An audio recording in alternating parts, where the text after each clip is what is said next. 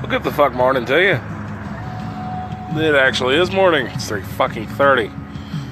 Holy shit. I'm fucking exhausted. Tonight sucked. I'm like 60 or 50 bucks above cost. That works out because when Fridays suck, Saturdays kick ass. Oh my god. The worst sinus headache in the world right now.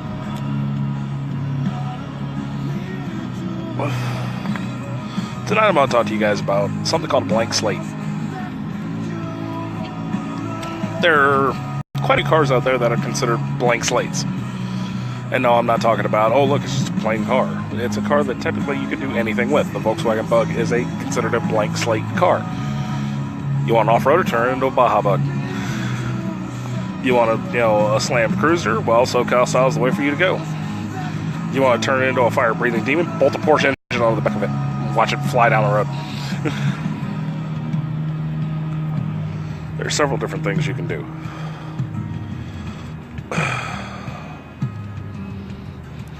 '57 Chevy Bel Air is about the same way.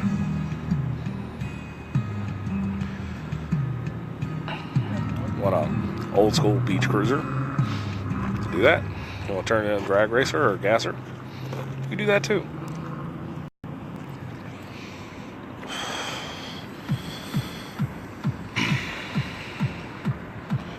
I'm trying to think of a better way to put it. This headache's not helping. But there are many cars out there that are considered blank slate cars. You can do whatever the hell you want to them. Really, you can do whatever the hell you want with a project car, but, you turn a Camaro into an off-roader, people are going to look at you weird. You take a Jeep and slam it and put huge rims on it and turn it into a lowrider, people are going to look at you weird. They're just... I guess it's almost a car culture faux pas. There are certain cars that no matter what you do to them, it wouldn't be considered a faux pas. I'm going to throw you a curveball, though. You really want a blank slate that you can do whatever the hell you want with? Go get a box body Suburban. Yes, that's right. Tonight I am reviewing the 8th generation Suburban. A Suburban nameplate's been in production a long time. A long time. It's the only badge that's been in production since the late 1930s. Suburban's never been taken out of production. They still make them today. Why do I say the 8th generation, the box body style Suburban, is a blank slate? Well, it's about as long as a football field. Literally, it's built on a huge truck chassis with a long bed. You can do pretty much whatever the hell you want to with this truck. I had to change the flavor of the music. You have miles and miles and miles of fucking room. You can seat 8 people in this thing.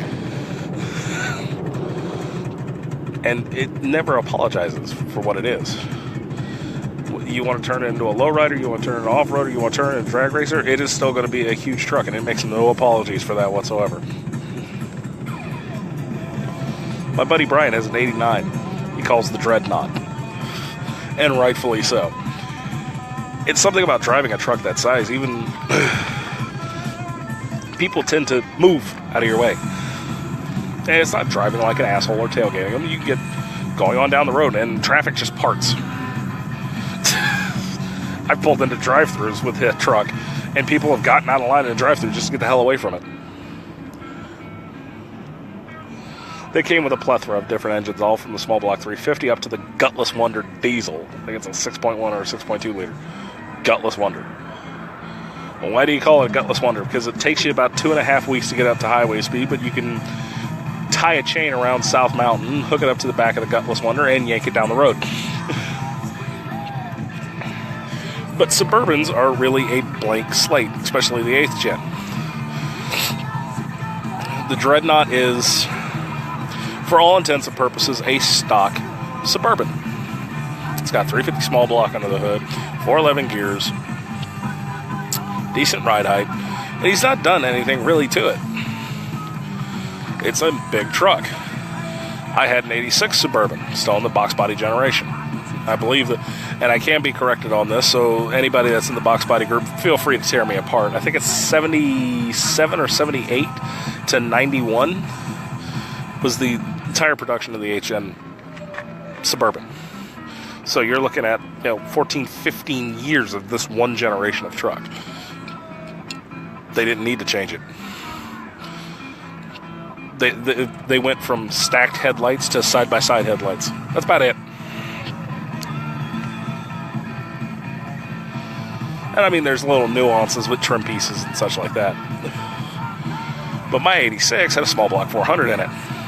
Slam 9 inches. That 400 had a lot of work done to it. It was a rat rod. Flat out. It was a rat rod, and it fit in with other rat rods. That 86 Suburban would feel at home parked next to a 23 Deuce all day long.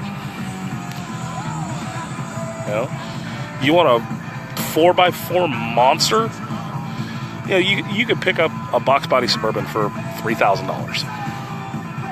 That's a decent one for $3,000. You could probably get a total basket case if you're looking for a project for about $800 or $900. But you could pick up a pretty decent truck for about $3,000. Let's say you want to turn it into an off-road monster. Okay, take $10,000. Instead of spending $13,000 on a used Jeep that's 10 years old, buy a Suburban for $3,000, dump $10,000 into its off-roading capabilities, you are going to have a monster of a truck. Parts are cheap and plentiful.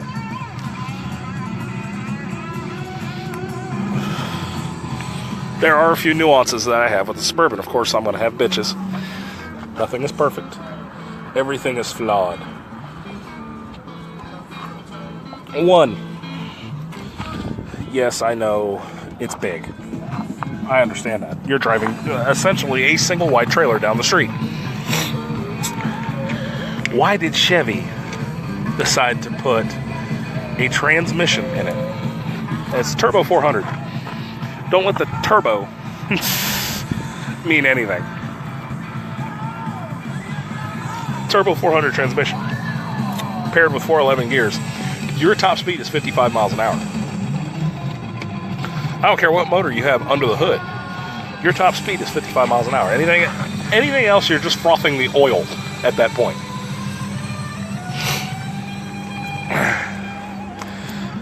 It seems like a waste. They came from the factory like that. Why?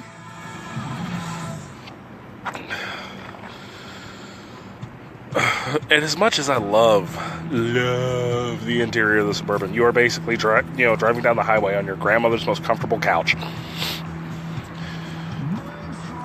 Their interior is not holding up to the test of time.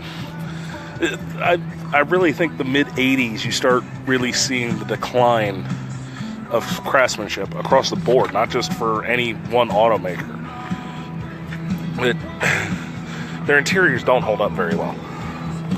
And I mean, don't get me wrong, there are a few time capsule trucks out there that only have like 45 or 50,000 miles on them, lived in a garage their whole life, that have a pristine interior. Driving around for 6 months as a daily driver, you're going to tear the ever-living fuck out of that interior. But it's built to take abuse at the same time.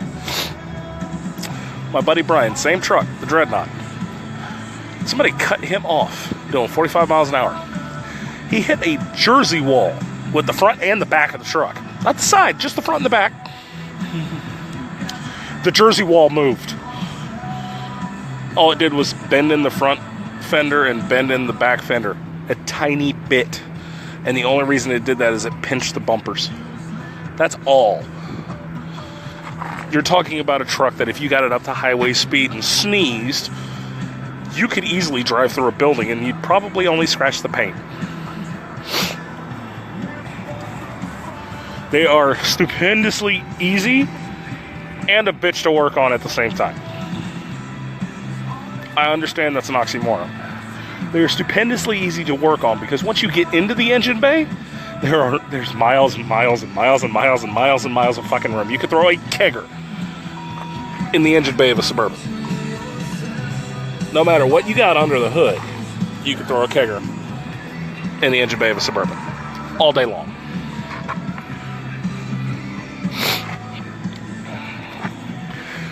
The bitch is getting up to it.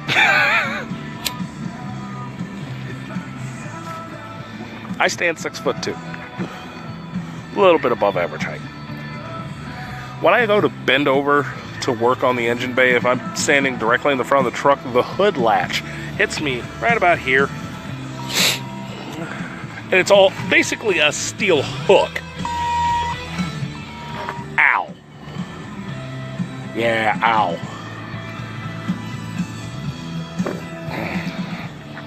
If you're a smaller guy, you can climb up the front of this thing, start working on it. But don't drop a tool. You better pray to God your socket wrench can hold on to whatever socket you got. Because when the socket comes off that wrench, it will hit terminal velocity before it hits the ground.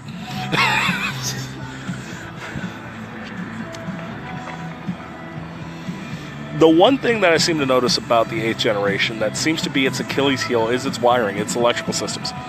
It doesn't have much.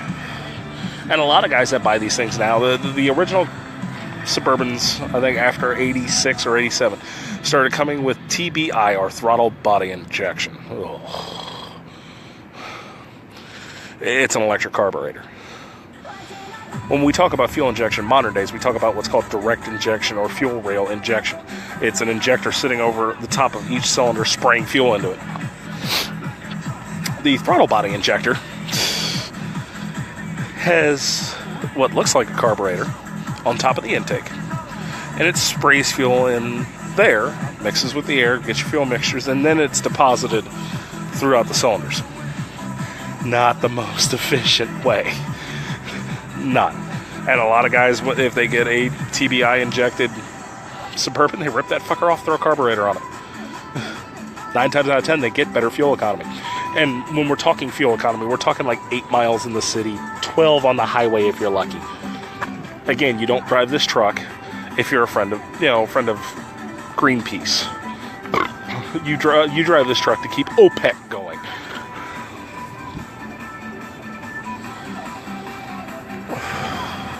But I've seen Cummins diesel swaps in these things. I've seen LS swaps in these things. Shit, I've seen a guy try to wedge a fucking big rig motor into this truck. You can do all sorts of shit with this truck. It's truly a blank slate. What a lot of people are starting to do with their off-roaders, which kind of make me shake my head, because why didn't you just buy a crew cab truck, is the Suburban, like I said, is basically built on a long bed truck chassis. What they'll do is right after the back door, so they'll take a Sawzall and they'll cut right along that window and on the bottom to turn their Suburban into a pickup truck. Done right, it looks cool. Done wrong, ooh, buddy. But driving this truck is not for the faint of heart. There are no driver assists whatsoever. You get power brakes. That's it. These trucks didn't come with traction control. They didn't come with blind spot detection. They didn't come with a backup camera. They didn't come with parking sensors. They didn't come with any of that shit. We're talking about driving unplugged at this point. There are no computers on board except for the throttle body injection. That's all. You might have a couple of sensors depending on how close to the 90s you're getting. But that's it. That's all. It's not a complicated truck to work on. But like I said, it seems to be the Achilles heel of these trucks is the wiring. And mainly because you're dealing with 20 and 30-year-old wiring.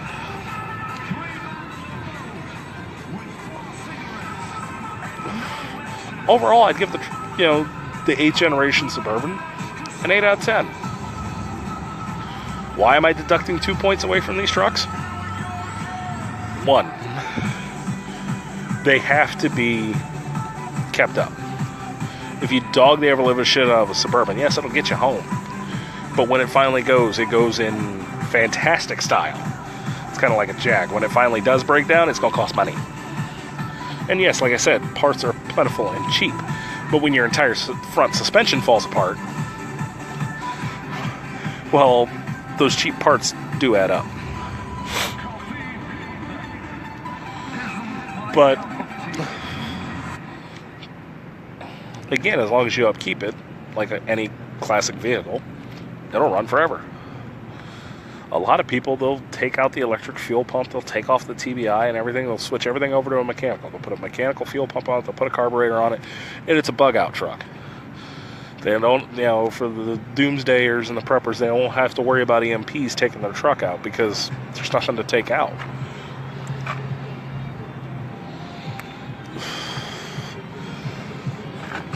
But it's just the sensation when you get the truck. You could get into a Suburban like my old black one, do 100 miles an hour with lean back in grandma's couch, one leg up on the center tunnel, stretched out, just floating on down the road. I'll do it all day long, as long as you don't have that turbo 400 and 411 gears. Holy shit.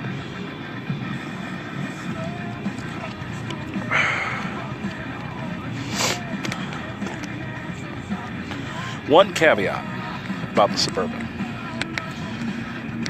and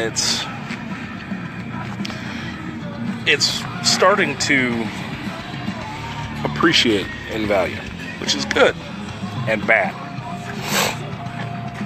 What do I mean by appreciating in value? If you buy a new car, new cars depreciate in value. The more they get used, the less they're worth. Well, for some vehicles, they hit a certain mark where they stop depreciating and they start appreciating in value. They start gaining value. It's one of the reasons why classic cars are so fucking expensive. You could have bought a new Charger for $5,000. Brand new. By the end of the 70s and in the early 80s, you could pick one up probably for $500-600. Now, for a bad one, I'm talking one that's covered in rust, doesn't run, been parked for 2 years, but it's got a clean title, you're paying $6,000-7,000 for it. And if you want a restored one, you better break out Mr. Monopoly Man's checkbook. The Suburban is starting to go that way. At least the 8th gen Suburban is starting to go that way.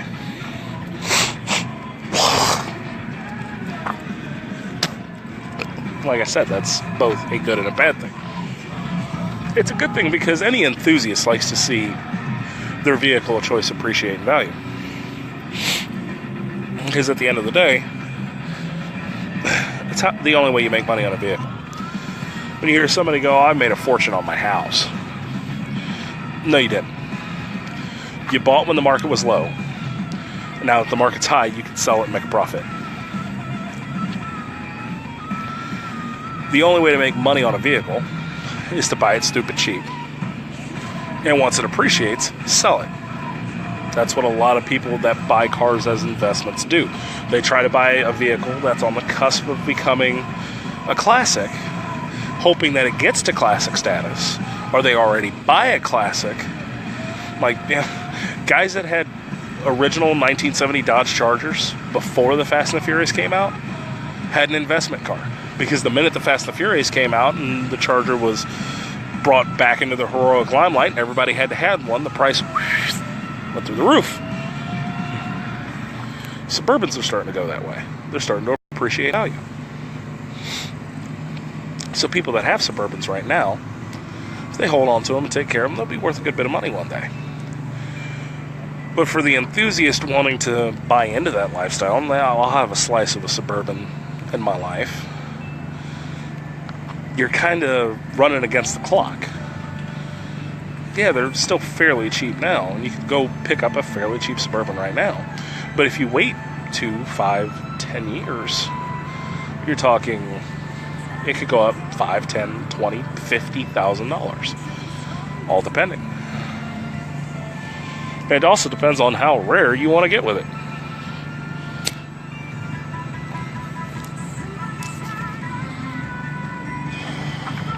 If you want to find a authentic dually Suburban, which yes, they did make, right now you're going to be paying a pretty penny. You find one that's going to be about $10,000 or more, and that vehicle is the only thing it's going to do is appreciate. So for anybody watching this that wants a blank slate project and something they can take in any direction they want to, and not be faux pas, not be put down upon or anything like that, I urge you to buy a Suburban. but do it quickly. Because like I said, that price is just going to steadily keep going up.